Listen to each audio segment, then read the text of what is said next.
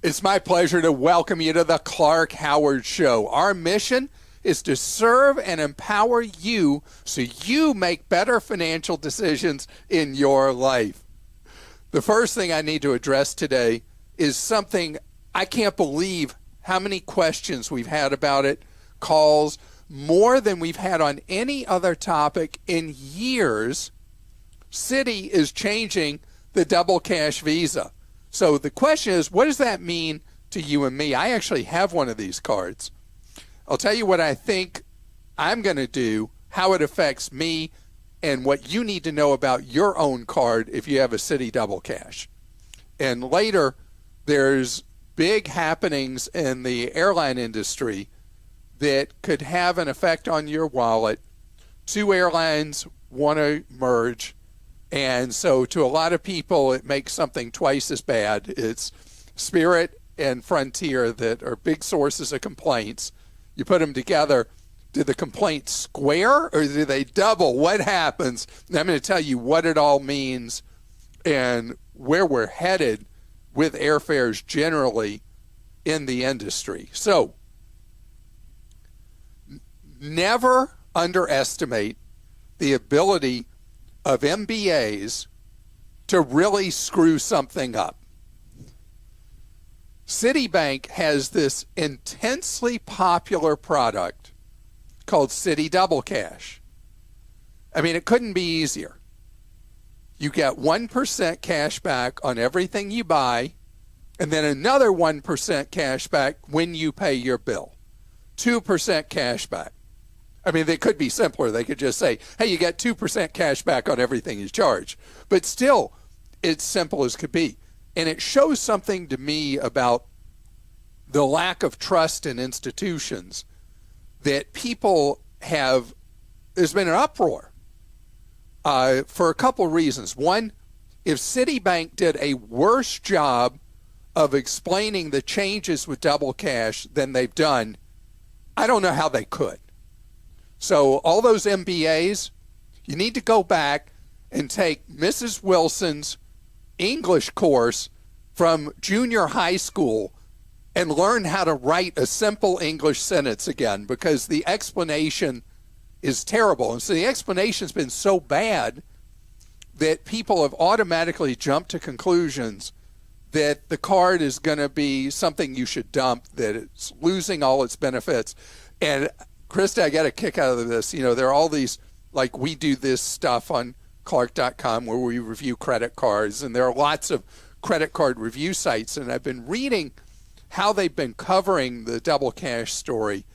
And what's been so funny is that the writer will say, well, you're still going to get 2% cash back.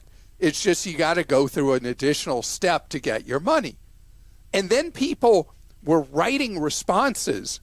I read 3 different of these reviews, and people were writing in the comment section, no, you're wrong. They're taking it away from us, and we're only going to get 1% cash back now. And I don't know why you think we're still going to get 2%. I mean, okay, so first things first, the nincompoops at Citibank, unless your real intention is diabolical with the change in Double Cash, unless you're planning as a second step to degrade the cash benefit, what were you thinking?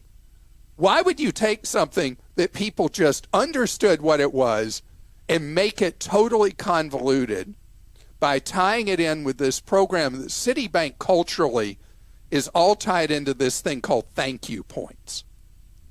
And they're pushing cards that have thank you points. So with the Double Cash, what happens is you now have thank you points instead of direct cash. And you can convert your thank you points directly at the same ratio to get your cash back. You just have to go through the extra step. Lots of banks do it that way, too. But the point is, this worked the way they were doing it. Mm-hmm. But wait, there's less. Because Citi, in their brilliance, I mean, I have an MBA, so I can make fun of all you nincompoops at Citi who use your MBAs to complicate people's lives. But anyway, so, oh, sorry, didn't mean to kick you, Christa. So anyway, they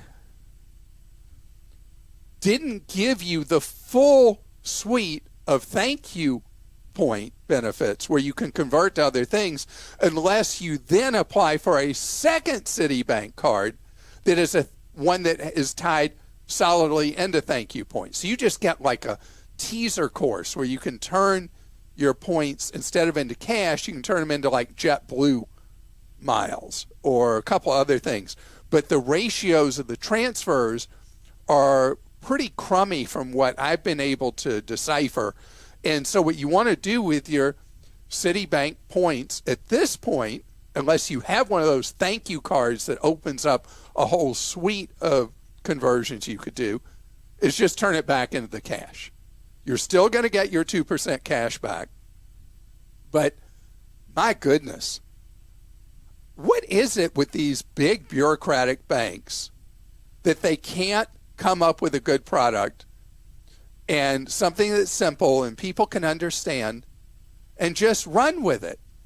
Why would you squander so much goodwill you built up with people and make this something that people can't trust and can't understand? So for now, I want to tell you, Citi Double Cash, still a great card to have. You just jump through that one extra step that they very poorly explained to get your cash. And you're going to keep yours. And I'm keeping mine, and you still get the 2% cash back. The fact that I've got to go through the additional step annoys the daylights out of me, but it's still there. You still have your 2% cash back. And in this case, I ask you, trust them, at least for now, unless there is another shoe to drop later from Citi. But for right now, it's still a clean deal, still your 2% cash back, just one extra action you have to take to claim your cash. All right, we'll get to some questions. This is from Vaughn. You think Citi is really going to be happy with me? I don't know. I don't think they will be. Vaughn in California says, I like the idea of using major gas station credit cards and paying them off each month to track my gasoline expenses. However, with gas stations now accepting MasterCard and Visa, is it even advantageous to carry their own in-house credit cards? Do their cards negatively impact my credit? So, do they negatively impact your credit? No, they're considered to be junk credit. If they don't have a Visa, MasterCard logo, and it's what's called a monoline. It's a card that's only good with that particular gas station, then it's not considered to be first-tier credit. It's not considered to be major credit. So the other problem is that when you have a monoline card that's only good at a particular station, you're missing the opportunity to go where the gas might be cheapest. And if you are a Sam's Club or Costco wholesale member, particularly Sam's Club gives a better rebate on gas than Costco. Using their card, the Sam's MasterCard or the Costco Visa, when you buy gas is a much better idea than having one of the monoline cards for a particular station, because then you can go pretty much anywhere because almost every gas station accepts Visa and MasterCard, and you're able to get the really high rewards, 5% cash back on every gallon from Sam's Club, typically 4% cash back at Costco. This is from Marta in Ohio. Last fall, a credit union sent me a credit card offer in the mail that gets 2% back in points. I accepted the card and charged a lot of money on it. After charging all this money and not getting any points, I called them. They said I accidentally chose the wrong card, and that's the breaks. I told them all I did was follow the instructions on the flyer. I did not know that choosing the wrong card was a thing that could happen. So I canceled the card. On my final bill, I left an amount unpaid that equals what I believe they owe me in points because their flyer offer was a bait and switch, and I sent a note explaining this. Now they send me a bill every month, and I send them the same letter every month that says I won't pay. What can cause this to end?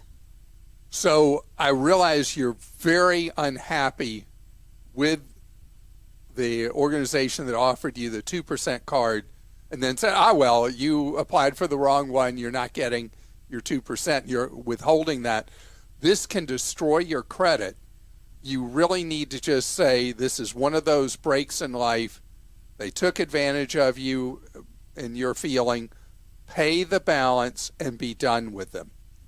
This is an unusual circumstance you describe, and I'm sorry that you got rooked out of the reward money you expected, but you're going to end up punishing yourself a lot more than they're ever going to feel it. So just pay it. And this is from Albert in Georgia. I just received a valid Visa debit card issued by Walmart at my home address. However, the card is issued to another person who I don't know. Side note, I don't hold any debit cards for myself with Walmart. Albert, I don't know if there's any criminal attempt with this, anything going on that is any kind of what's known as synthetic identity theft, which is where someone uses your address but their name to try to throw the track off if they're engaging in some kind of fraudulent activity. But as a general rule, you would be receiving other odd mail for this named individual at your home, including credit cards potentially, solicitations for different things. If you're getting nothing like that, then this is some kind of probably just mess up and not something that involves fraud or criminal intent. So unless other stuff starts showing up in your mailbox, I think you just treat this as a one-off and don't worry about it particularly. But if other stuff does start showing up, I need you to immediately get focused on monitoring your credit very closely. I need for you to be great to set up a Credit Karma account, monitor what's going on with your credit, set up credit freezes after you set up your Credit Karma, because with synthetic identity theft, what can happen is someone is using your social security number but a randomized name as a way of fooling the fraud detection systems that are out there for the credit bureaus and various grantors of credit.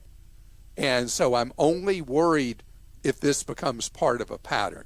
Also, Clark, I wanted to mention that a few people responded to your Valentine's Day pod when you said that you should take your sweetheart out to dinner the night before Valentine's Day, and they thought maybe you were losing it because the day before Valentine's Day is the Super Bowl this year.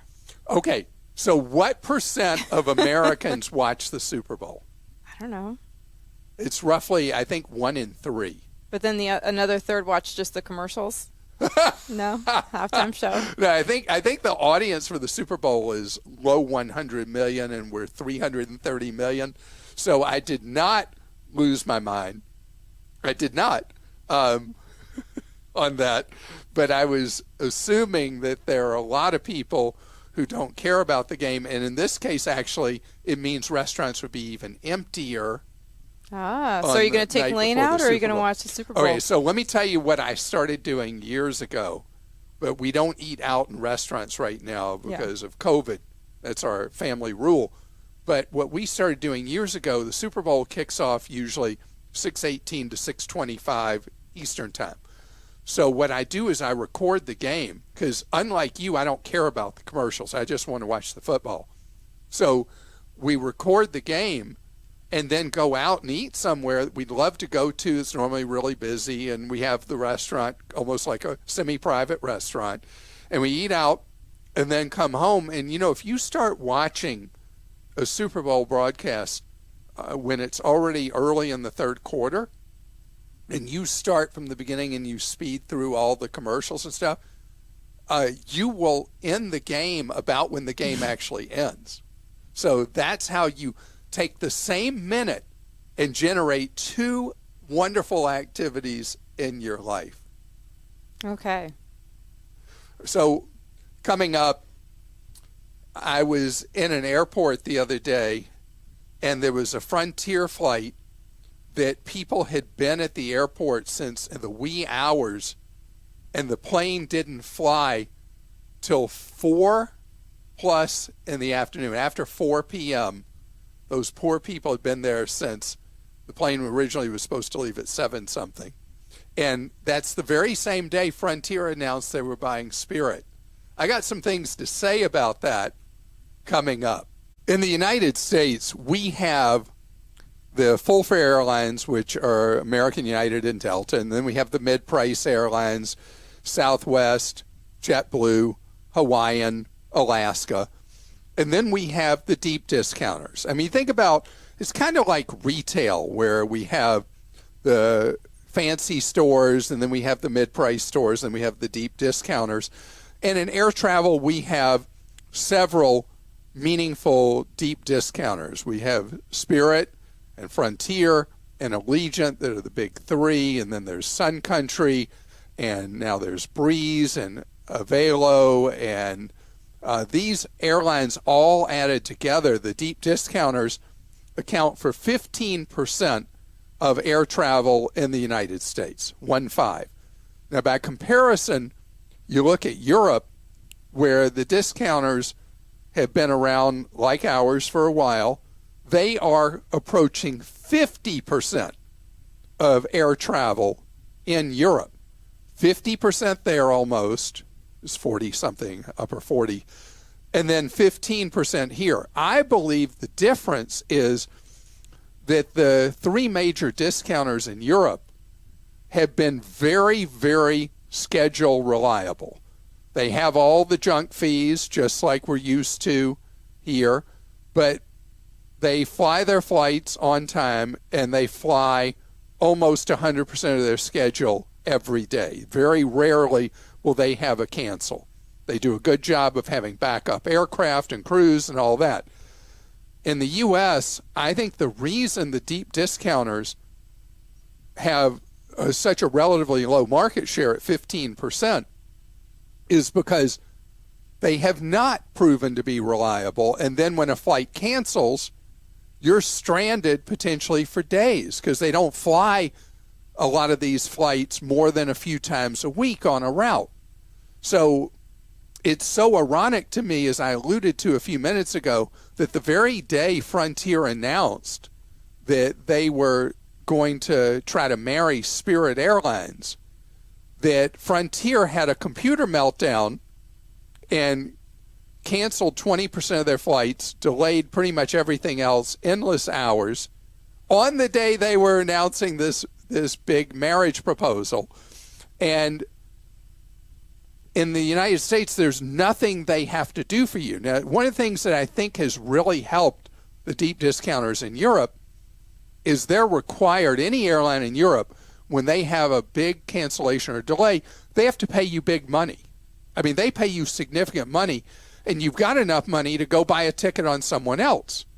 I was sitting next to, I was in the airport in Jacksonville, Florida, and I was taking a flight to Atlanta. And I go by the Frontier gate I was talking about, and it was a flight to San Juan. It was supposed to leave early, and the plane was just pulling in at 4-something in the afternoon to take those poor souls to San Juan who'd been there all day long. And sitting next to me on my plane was this exhausted couple that woke up early that morning, 3:10 a.m. to be precise, in Miami, because they were flying on Frontier to Philadelphia that day. And they get to the airport, they board the plane, everything seems fine, and then an announcement comes, there's a delay, another announcement comes, a delay, and then they say, well, so you could be more comfortable, why don't everybody just get off the plane and take all your personal items with you? People are like, what's going on? So then they're sitting around the terminal for a while, then they say this flight's canceled. So the couple had a 15-month-old child they were trying to get back to. Oh, okay, not with them, but no, they're trying to get back which to is the worse. child. Which is, I think having the 15-month-old with you, for sure. They're trying to get back to Philadelphia to their child, and they're stuck in Miami, which is. I was sitting next to the wife of the couple, and she said, if we didn't have a kid, being stuck in Miami would have been just fine. We would have just rolled with it. But we needed to be back for our child, wanted to be with our child. And so They start trying to figure out a way home, and the only way they could get back to Philadelphia was they had to rent a car for hundreds of dollars, drive up the entire coast of Florida, which if you're not familiar with Florida geography, it's a 6-hour drive from Miami to Jacksonville. And then they bought these expensive tickets on Delta to go change in Atlanta and go up to Philadelphia. And they were getting home, I think it was 15 hours after they originally were going to get home, something like that. And I mean, this is the issue, and this is the problem.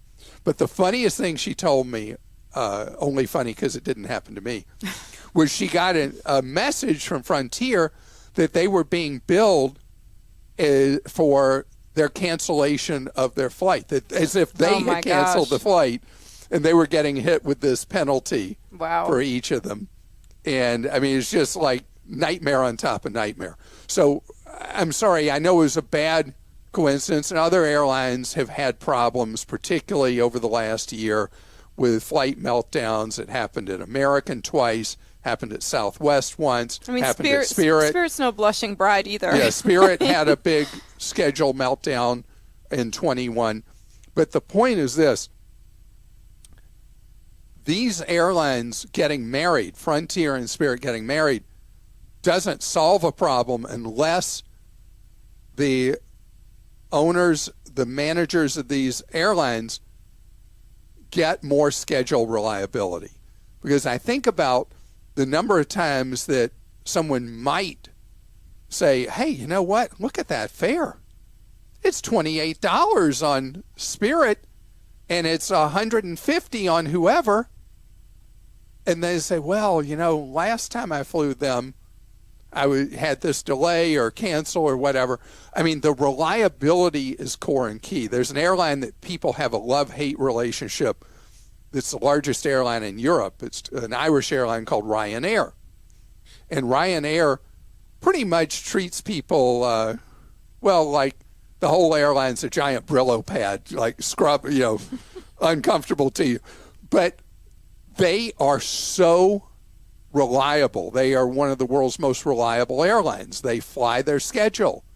Something really has to mess up for them not to run a reliable schedule. So ultimately, everybody wins except the full fare airlines if these discounters get it together and run reliable schedules. But also, I think that we are sorely missing consumer protections in the United States. We used to have a law in the United States that regardless of who you were flying, if they canceled your flight, they had to buy you a ticket on another airline. If they didn't have a flight on their airline that could get you there in a reasonable period of time, the airline had to lay out money to buy you a ticket on somebody else. And that, to me, is fair and square. You bought a ticket, you were in a contract for the delivery of a service, the airline fails to deliver it, and what that would also do would be a marketplace solution where our airlines would have to become more reliable just for financial protection for themselves. Because a quick way to lose a lot of money is to run an unreliable operation and continually have to buy tickets for people on other airlines. But leaving travelers as collateral damage for an inefficient operation is just not right. I have a few travel questions here. This one's from Tom in Wisconsin. My wife and I are looking at scratching an item off of our bucket list by going to the 2026 Winter Olympics in Milan, Cortina, Italy. We would also like to travel to southern Germany during this trip to visit some friends. Are travel packages the way to go? We really have no idea how to plan a trip like this, and any help would be appreciated. Okay, so wonderful question. Going to an Olympics is really great. I've been to one. Do not buy Olympics-oriented packages. They are unbelievably expensive. You are going to find that you're going to want to go to the Winter Olympics where you do not fly into or near Milan. You talked about going to southern Germany, visiting your friends, and now you're on to something because you want to fly elsewhere in Europe from the United States where the fares are not going to be affected and the flights are not going to be hard to get by flying to Milan or near Milan, and flying into an airport in southern Germany like Munich or something like that could save you a substantial amount of money. And then it's very easy to get from there by train, car rental, or even with one of the European discounters I was just talking about to fly in. The thing you're going to find in Milan for the Olympics is the Winter Olympics don't bring the kind of crowds that the Summer Olympics do. But housing will still be at a premium, and the prices you'll be quoted in 25 for the 26 Olympics will be much higher than what will be available very close to the time of the Olympics. One should be very flexible on booking accommodations. Don't overpay for tickets by trying to get tickets in advance for a lot of events. That the cheapest way to do an Olympics is doing your housing and ticket purchases as close to the last minute as possible. And from Chad in Oregon, I stayed at a hotel that was horrible. I had to leave. I could not check out since there was no one at the front desk. They will not refund my money. It was booked through a website, and I'm not receiving support from them. The shower had no hot water. It was super loud. Tons of other things wrong. I purchased another room and stayed elsewhere. I'm a seasoned traveler, and I know what to expect. Not at all particular for the most part. I still have bites that are healing from this place. Wow. Yeah. Wow. Sounds like a nightmare. All right. So, Chad, you did exactly the right thing by bolting on the hotel. Even if there'd been someone at the desk, my general experience is they're going to say, "How well? I mean, you booked it. We can't resell the room." It's very unlikely that you would have gotten a refund, or they would have not charged you for the night if you had gone back to leave the hotel. Maybe that would have worked. Your best hope, since the booking source doesn't care at all, is to post on social media. TripAdvisor would be a great place to post about your experience at this hotel. Stick strictly to the facts. Don't say things like, my goodness, I expected rats to carry me away. Stick only to things that actually happen. If you have any pictures, post pictures on social media of the experience. If the hotel is part of a chain, you want to contact the chain and tell them, hey, you're posting all this on social media. You're getting no help. Do they want to be of service to you on this? So persistence pays, but just be very, very careful that you stick strictly to objective things about the hotel and do not get into a mode where you're so upset that you say things that later could put you in some kind of potential legal jeopardy for slandering the property. And I'm really sorry that happened, Chad. And again, I'd say this to people all the time. Unless you have a great shortage of money in your life, if you're on vacation, end up at a terrible hotel, whatever the consequences, bail and go stay somewhere where you feel safe and it feels like a nice place to be instead of an out-and-out dump. And I want to thank you for listening to this episode of the Clark Howard Show. Remember, we have advice for you around the clock at clark.com and clarkdeals.com.